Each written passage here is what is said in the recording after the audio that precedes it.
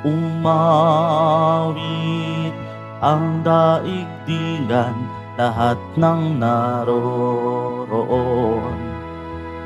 Umawit ang sangkatauhan, purihin ang Panginoon.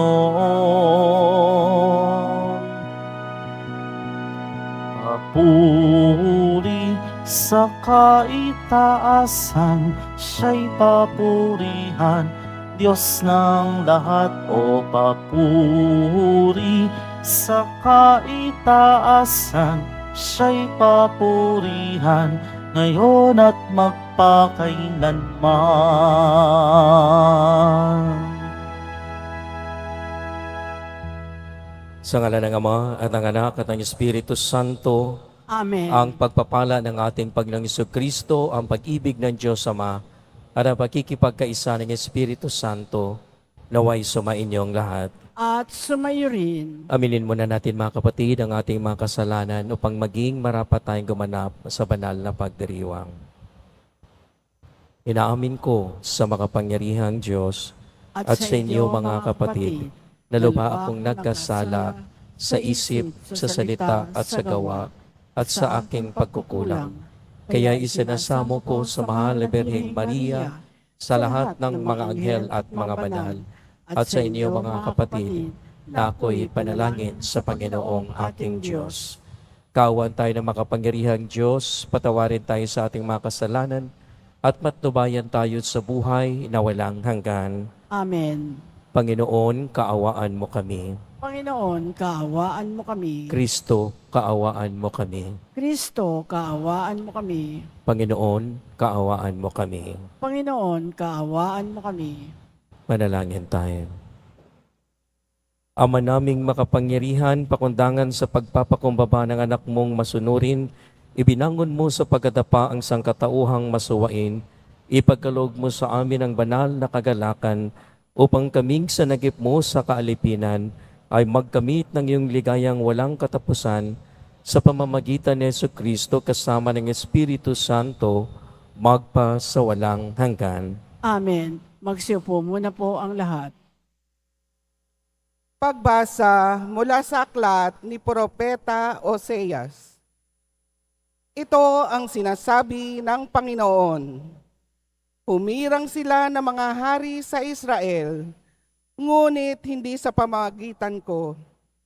Naglagay sila ng mga pinuno, ngunit di ayon sa aking kagustuhan. Ang kanilang mga alas na ginto at pilak ay ginawa nilang mga Diyos-Diyosan, at ito ang kanilang sinamba. Itinatakwil ko ang guyang ginto ninyo, mga taga Samaria. Nagpupuyos ang galit ko sa kanila. Kailan pa sila dapat parusahan? Ang Diyos-Diyosang yan ay ginawa ng tao, hindi yan Diyos. Kaya't ang guya ng Samaria ay magkakadurog-durog. Hangin ang kanilang inihasik, at ipo-ipo ang aanihin nila. Ang nakatayong mga trigo'y walang uhay, kaya't walang makukuhang arina. At kung magbunga man, iyon ay lalamunin lamang ng mga dayuhan. Dahil sa pagpaparami ng mga dambana, naging daan yon para dumami ang kasalanan ng Ephraim. Sumulat man ako ng 10,000 kautusan, ito'y pagtatawanan lamang nila. Mahilig silang maghandog. Naghahain sila ng karne at kinakain nila ito. Ngunit hindi nalulugod sa kanila ang Panginoon. Gugunatain niya ang kanilang kalikuan at parurusahan sila dahil sa kanilang mga kasalanan. Sila'y magbabalik sa Ehipto. Ang salita ng Diyos. Salamat sa Diyos. Israel na bayan ng Diyos, papurihan mo siyang lubos. Israel na bayan ng Diyos, papurihan mo siyang lubos. Ang Diyos namin nasa langit, Naroon ang Diyos namin, at ang kanyang ginagawa ay kung ano ang ibigin. Ginawa sa ginto't pilak ang kanilang mga Diyos. Sa kanilang mga kamay nitong tao ang nag-ayos. Israel na bayan ng Diyos, papurihan mo siyang lubos. Totoo nga at may bibig, ngunit hindi magsalita, at hindi rin makakita mga matyang sadyang sadya, at hindi rin makarinig ang kanilang mga tainga, ni hindi rin makaamoy ang ginawang ilong nila. Israel na bayan ng Diyos, papurihan mo siyang lubos. Totoo nga mayroong kamay, ngunit walang pakiramdam. Mga paay mayroon din, ngunit hindi maihakbang. Ang gumawa sa kanila at pati ang nagtiwala, sana'y makatulad din ng gayong Diyos na ginawa. Israel na bayan ng Diyos, papurihan mo siyang lubos. Ikaw bayan ng Israel, magtiwala sa Panginoon. Siyang iyong sanggalang laging handa na tumulong. Kayo mga saserdote sa Diyos ay magtiwala. Kayo'y kanyang iingatan, ilalayo sa masama. Israel na bayan ng Diyos, papurihan mo siyang lubos. Magsitayo na po ang lahat.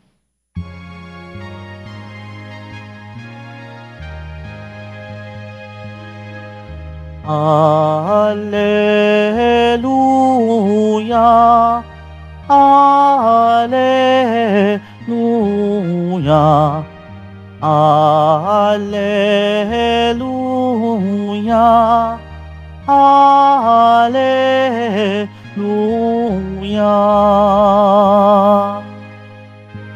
Ako'y pastol na butihin,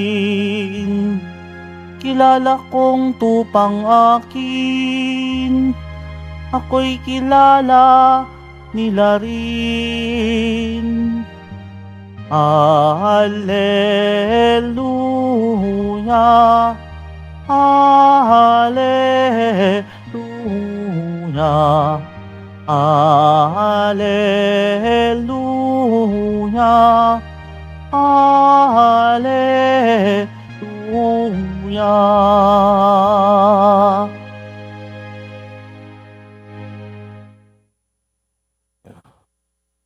Sumainyo ang Panginoon. At sumayo rin, Ang mabuting balita ng Panginoon ayon kay San Mateo. papuri sa iyo, Panginoon. Noong panong iyon, dinala kay Jesus ang isang piping inalihan ng demonyo. Pinalayas ni Jesus ang demonyo at nakapagsalita ang pipi. Namangha ang mga tao at sinabi nila, kailan may walang nakitang katulad nito sa Israel. Datapot sinabi ng mga Pariseo, ang prinsipe ng mga demonyo ang nagbibigay sa kanya ng kapangyarihang magpalayas ng mga demonyo. Nilibot ni Jesus ang mga bayan at nayon at nagturo sa mga sinagoga. Ipinangaral niya ang mabuting balita tungkol sa paghahari ng Diyos at pinagaling ang mga may sakit, anuman ang kanilang karamdaman. Nang makita niya ang napakaraming tao, nahabag siya sa kanila sapagkat sila'y lito at lupaypay, parang mga tupang walang pastol. Kaya't sinabi niya sa kanyang mga alagad, sagana ang anihin, ngunit kakaunti ang mag-aani. Idalangin ninyo sa may-ari ng anihin na magpadala siya ng mga manggagawa sa kanyang aanihin. Ang mabuting balita ng Panginoon. Pinupuri ka namin, Panginoong Heso Kristo. Magsiupo muna po ang lahat. Siguro po, marami sa atin yung nakaka-experience ng mga iba't ibang pagsubok na halimbawa tulad ng mga taong very negative at ikaw ay napapahintot, napanghinaan ng loob sa mga taong ito na tila bagay toxic sa buhay mo. Well, hindi lang po sa ngayon, mas grabe nga ngayon dahil meron pang hindi lamang kapitbahay mo, kundi maging ang malawak na nakukover nitong social media. Kung ating titingnan ng mga problema, negative, Pero ang ating ebanghelyo ay nagpapaalala sa atin ng mga pangyayari na kung bakit siguro nagtataka tayo, bakit hindi nilang pag-isahin ng lahat ng mga may sakit at pagalingin ng ating Panginoon Kristo. Halimbawa, yung mga bulag dito, yung mga pipi dito, yung mga paralitiko dito, yung mga hindi nakakikinig dito, and once and for all, pagagalingin. Bakit yung mga ebanghelista ay tila binibigyang importansya ang mga isang individual na mayroong mga karamdaman.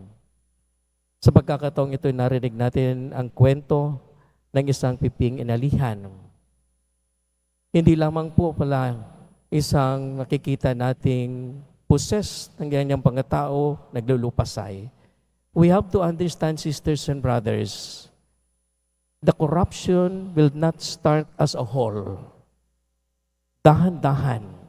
Na halimbawa po, meron tayong binigyang mabuting mata ng ating Panginoon Kristo na para ito sa katotohanan at makikita natin ang kagandahan. Pero bakit ito ay nahahadlangan ng kasinungalingan at ayaw nating ipahayag ang ating nakitang katotohanan? Then, yan po ay isang dahan-dahang kinukurap ka na ibig sabihin, pinoposes ang iyong pagtingin para hindi ka makakita ng katotohanan. Marami sa atin po, meron tayong binigyan ng pandinig upang mapakinggan natin ang katotohanan, pero hindi natin pinapakinggan bagkos ang mga kasinungalingan.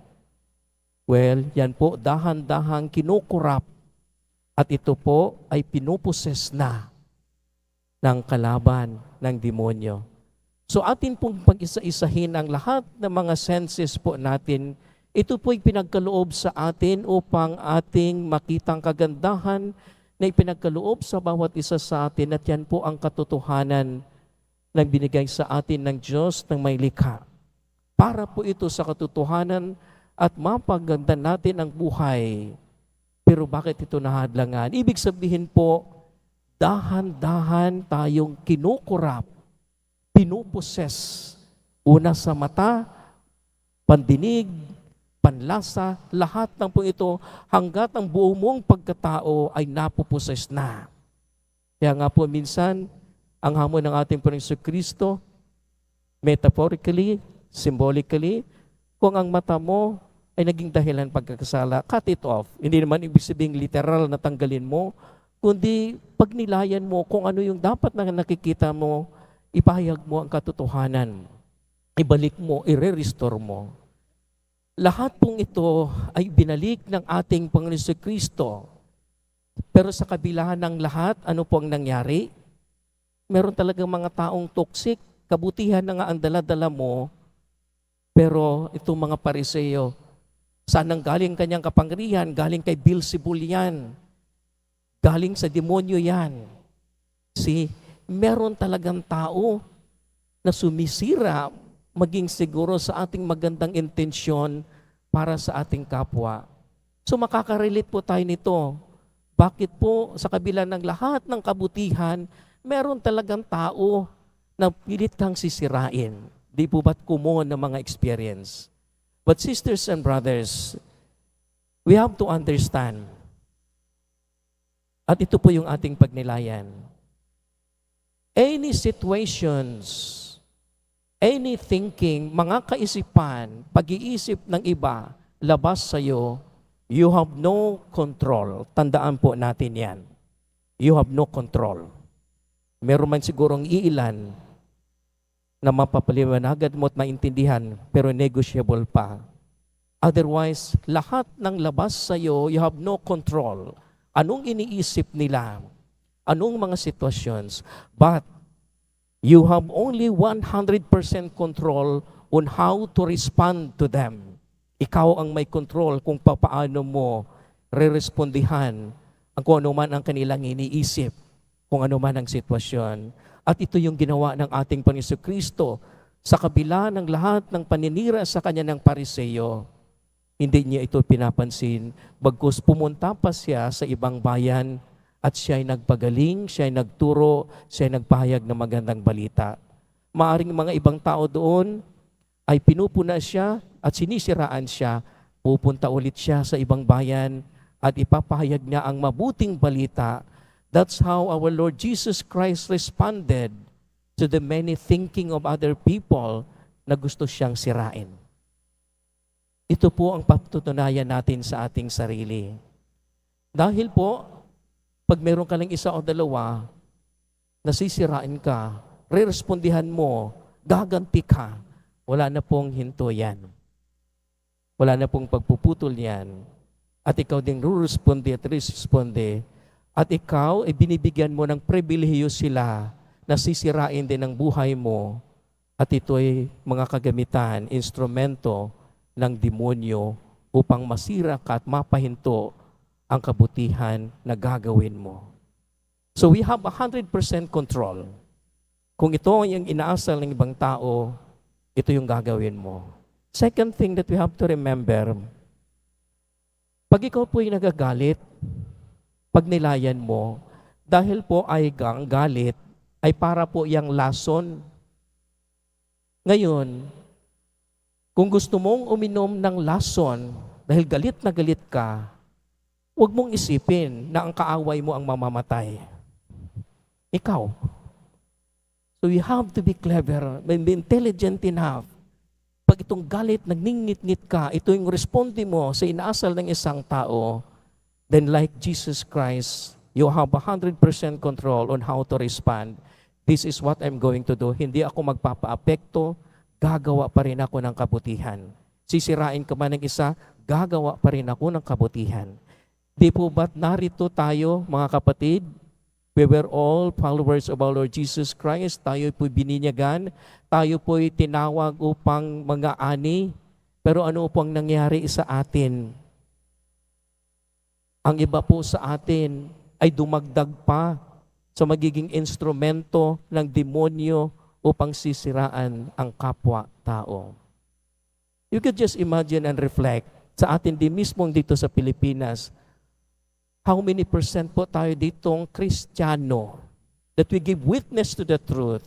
Pero po minsan nakakalungkot isipin, pag minsan napapanood ako ng mga Senate inquiry, just a simple thing na ipahayag mo ang katotohanan para maiaayos ito at ma-restore ito para maging maganda ang takbo ng ating buhay. But you see, we spend millions and millions of pesos just to keep the lie alive. Bawat pagkasinungalingan, hanggat gagawin kasinungalingan, hanggat magagawang kasinungalingan. Di ba napapansin? And yet we are all Christian country, majority. We submit ourselves to these lies, which is the instrument of the demons. How are we going to give witness as followers of our Lord Jesus Christ? How? Then we can ask ourselves, totoo ba talagang ako'y Kristiyano? Totoo ba talagang nakikiisa ako sa misyon ni Kristo sa pagpapahayag ng mabuting balita? O baka naman iba ang aking sinusundan? We have to reflect, sisters and brothers. Why are we following our Lord Jesus Christ? Bakit tayo nagiging Kristiyano? Ano po talagang ating intensyon? Mas maganda pong mapapalalim natin ito.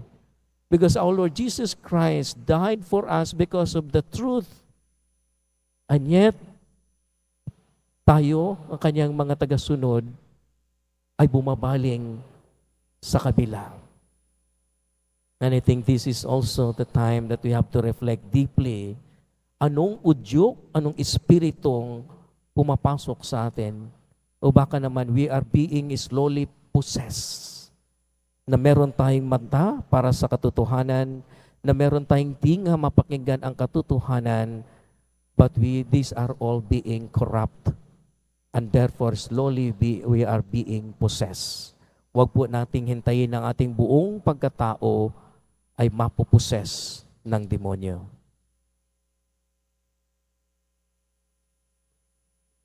Magsitayo na po ang lahat.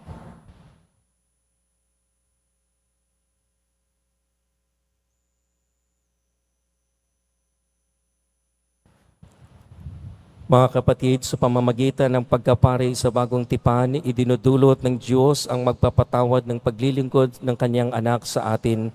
Lumapit tayo sa Panginoon ng ani at manalangin. Panginoon, magpadala ka ng mga manggagawa sa iyong anihan. Panginoon, magpadala ka ng mga manggagawa sa iyong anihan.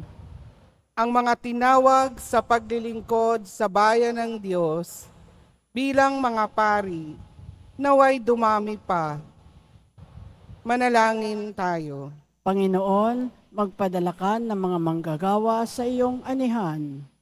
Ang mga bansang sarado sa Ebanghelyo, naway maihanda at maging mga matatabang lupa para sa paghahasik ng salita ng Diyos. Manalangin tayo. Panginoon, magpadala ka ng mga manggagawa sa iyong anihan. Ang mga naglilingkod na pare, madre, relihiyoso, katekista, at laikong apostolado, naway makahikayat ng iba pa upang sumama sa kanila. Manalangin tayo. Panginoon, magpadala ka ng mga manggagawa sa iyong anihan. Ang mga naglilingkod sa mga natatanging serbisyo ng ating sambayanan, naway mapalakas natin ang loob at ating suportahan. Manalangin tayo. Panginoon, magpadala ka ng mga manggagawa sa iyong anihan. Ang mapagpatawad na sakripisyo ni Kristo, naway magdulot sa mga yumao ng kaluwalhatian. Manalangin tayo. Panginoon, magpadala ka ng mga manggagawa sa iyong anihan. Panginoon, ang ani sa pamamagitan ng aming mga panalangin, tipunin mo ang iyong bayan, bigyan mo kami ng marami pang manggagawa sa iyong misyon upang mapadali ang pagdating ng iyong kaharian sa pamamagitan ni Kristong aming Panginoon. Amen. Magsiupo muna po ang lahat.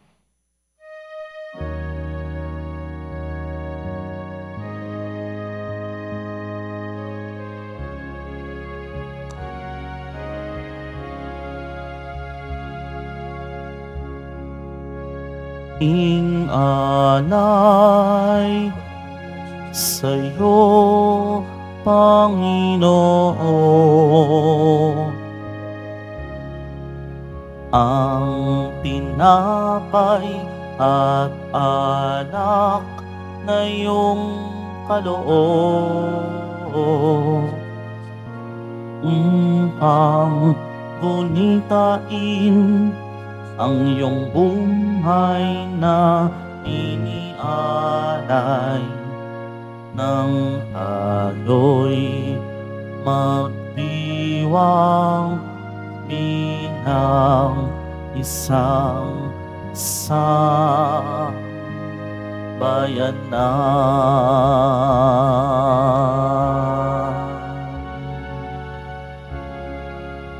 Magsitayo na po ang lahat. Manalangin kayo mga kapatid, ang pagpagain natin ay kalugdan ng Diyos amang makapangyarihan. Tanggapin nawa ng Panginoon itong paghahain sa iyong mga kamay sa kapurihan niya at karangalan sa ating kapakinabangan at sa buong sambayanan niyang banal. Ama naming lumikha, ang paghahain namin sa iyong ngalan ay siya nawang sa amin dumadalisay upang ito'y maging pagganap araw-araw ng aming paglipat sa buhay sa kalangitan sa pamamagitan ni Jesucristo kasama ng Espiritu Santo, magpas sa walang hanggan. Amen. Sumainyo ang Panginoon. At sumayo rin. Itaas sa Diyos ang inyong puso at diwa. Itinaas na namin sa Panginoon. Pasalamatan natin ang Panginoong ating Diyos. Marapat na siya ay pasalamatan. Ama naming makapangyarihan, tunay ngang marapat na ikaw ay aming pasalamatan.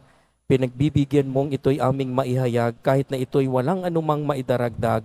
Sa kadakilaang sa iyo ay likas sa pagpupuri namin ang nakikinabang ay kami ring iyong pinapakaharapan sa pamamagitan ng iyong anak na minamahal. Kaya kaisa ng mga anghel na nagsisiawit ng papuri sa iyo, nang walang humpay sa kalangitan kami nagbubunyi sa iyong kadakilaan. Santo, Santo, Santo, Panginoong Diyos ng mga hukbo, napupuno ang langit at lupa ng kadakilaan mo. Hosana sa kaitaasan, pinagpala ang naparirito sa ngalan ng Panginoon. Hosana sa kaitaasan, Magsiluhod po ang lahat. Ama naming banal, ikaw ang bukal ng tanang kabanalan, kahit sa pamamagitan ng iyong Espiritu gawin mong banal ang mga kaloob na ito upang para sa amin magiging katawan at dugo ng aming Panginoong Hesu Kristo. Bago niya pinagtiis ang kusang loob na maging handog, hinawakan niya ang tinapay, pinasalamatan kanya, pinaghati-hati niya na tinabot sa kanyang mga alagad at sinabi, tanggapin ninyong lahat ito at kanin ito ang aking katawan ihahandog para sa inyo.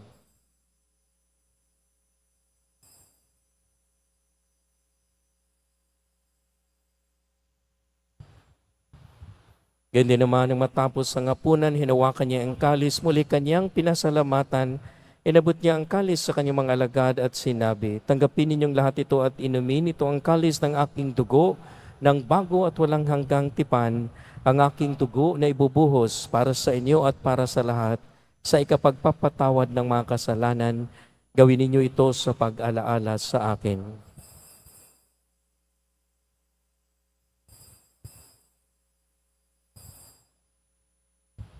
Magsitayo po ang Paggunyin lahat. natin ang misteryo ng ating pananampalataya. Si Kristo'y namatay, si Kristo'y nabuhay, si Kristo'y babalik sa wakas ng panahon. Ang mga ginagawa namin ngayon, ang pag-alaala sa pagkamatay at muling pagkabuhay ng iyong anak, kaya tinaalay namin sa iyo ang tinapay na nagbibigay buhay at ang kalis na nagkakaloob ng kaligtasan. Kami nagpapasalamat dahil kami yung minarapat na tumayo sa harap mo para maglingkod sa iyo. Isinasamo namin kami magkasalo-salo sa katawan at dugo ni Kristo ay mabuklod sa pagkakaisa sa pamamagitan ng Espiritu Santo.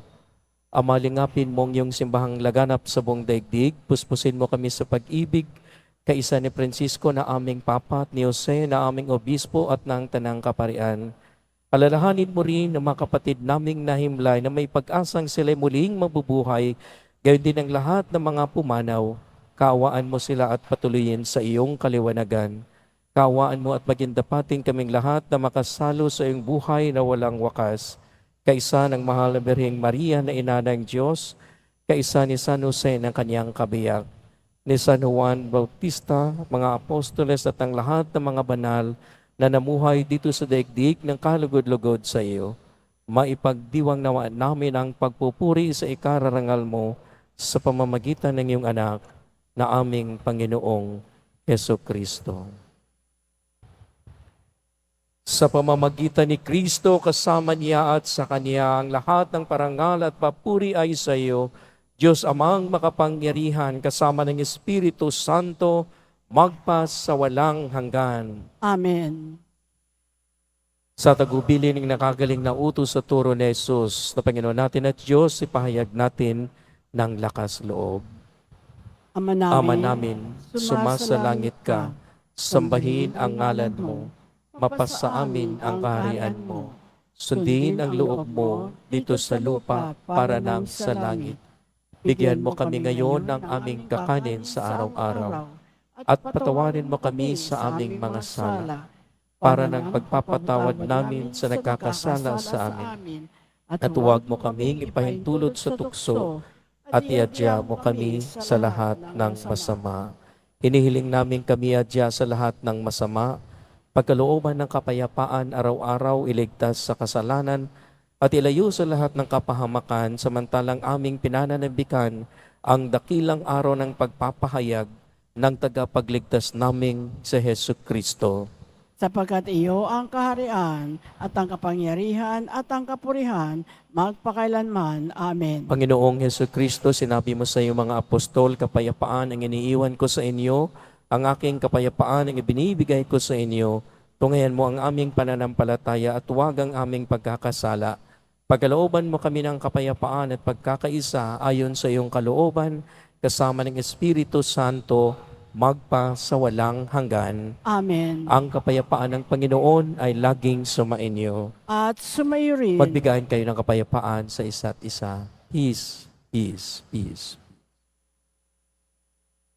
Kordero ng Diyos na nag-aalis ng mga kasalanan ng sanlibutan, maawa ka sa amin.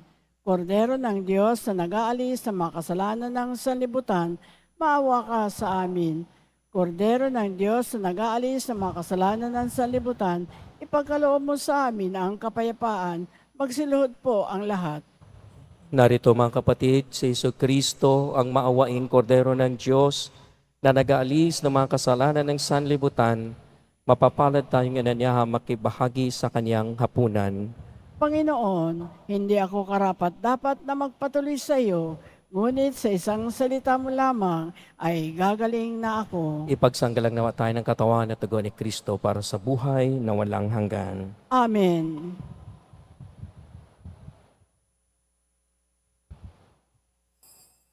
Para sa lahat ng tatanggap ng banal na komunyon, sasagot po tayo ng amen pagkasabi ng pare o ng lay minister ng katawan ni Kristo at isubo agad sa bibig bago umalis sa harapan ng pare o lay minister. Sumunod po tayo.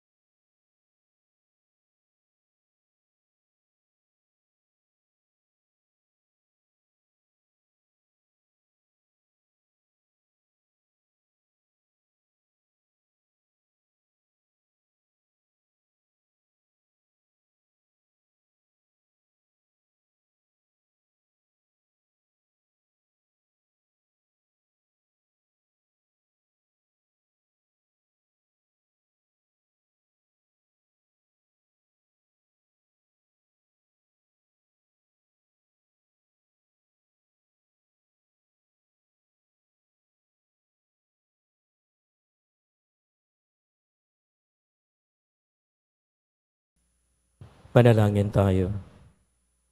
Ama naming mapagmahal, kami iyong pinapakinabang ay loobin mong laging lumingon sa pinanggalingan nang tinanggap namin ngayon para pagsaluhan sa pamamagitan ni Jesucristo kasama ng Espiritu Santo magpa sa walang hanggan. Amen. Sumainyo ang Panginoon. At sumayo rin. Mahal na pong Jesus Nazareno, inihayag mo sa pamamagitan ng krus ang walang maliw na pag-ibig ng Diyos sa sangkatauhan.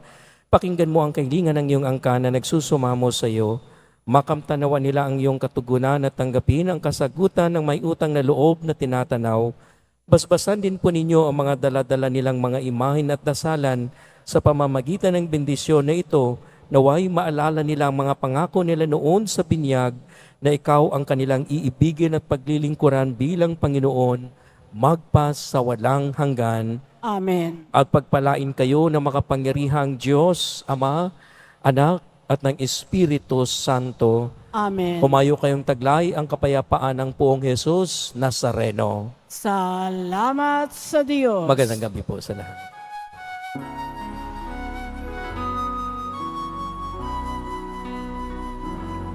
Nuestro Padre Jesus Nazareno, sinasamba ka namin, pinipintungo ka namin, aral mo ang aming buhay at kaligtasan. Nuestro Padre Jesus Nazareno, iligtas mo kami sa kasalanan. Ang krus mong kinamatayan ay sagisag ng aming kaligtasan. Nuestro Padre Jesus Nazareno, dinarangal ka namin. Nuestro Padre Jesus Nazareno, nilulwalhati ka namin. Nuestro Padre Jesus Nazareno, dinarangal ka namin. Nuestro Padre Jesus Nazareno, nilulwalhati namin.